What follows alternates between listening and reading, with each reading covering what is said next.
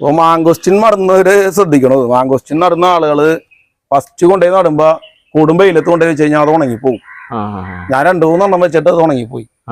ഇത് നന്നായിട്ട് കായ്ച്ച മാങ്കോസ്റ്റിനാണ്. ഇതിപ്പോ ഇത് കണ്ട, ഇത് വാഴ ഇട്ടിരിക്കുന്നുണ്ട.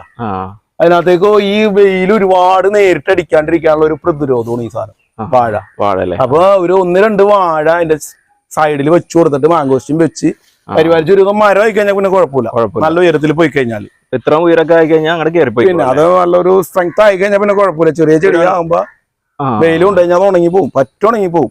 എന്റെ 2-3 പ്ലാന്റ് പോയതാണ് അങ്ങനെ. അതിനുശേഷമാണ് ഞാൻ പിന്നെ ഒരു വിദഗ്ധൻ പറഞ്ഞ് ഇങ്ങനെ വാഴ വെക്കാൻ പറഞ്ഞു. അങ്ങനെയാണ് ഇപ്പോൾ ആ വാഴ നിർത്തിയേക്കാണ്. എനിക്ക് പേടി ഇത്തരം വളർന്നിട്ട് കണ്ടാ. ഇപ്പൊ 10 വർഷമായ മാങ്കോസ്റ്റിനാണ്. അതെ അതെ അതെ. അപ്പൊ ഒരു ചെറിയ തൈ നട്ടിട്ടുണ്ടെങ്കിൽ സൈഡില് 2-3 വാഴ വെച്ചാലാണ് നമുക്ക് അതിനകത്തൊരു ഷെയ്ഡ് തടഞ്ഞു നിർത്താൻ പറ്റുള്ളൂ. അമിതമായിട്ട് സൂര്യപ്രകാശം അടിച്ചാൽ ഇതിനകത്തേ നന്നായിട്ട് കട്ടികൂടിയ ഇലയാണ് ഇതിന്റെ. അപ്പൊ അതുകൊണ്ട് അത് പെട്ടെന്ന് ഉണക്ക് വരും. ഈ ഇല കരിയാൻ തുടങ്ങും. ഇലയുടെ ചുറ്റും കരിഞ്ഞ് കരിഞ്ഞ് പിന്നെ കൊമ്പും കരിഞ്ഞ് മരം അങ്ങനെ തന്നെ പോകും. നല്ല വളർച്ച ഉണ്ടല്ലേ? നല്ല ഉഷാറാണ്. ഉഷാറായി.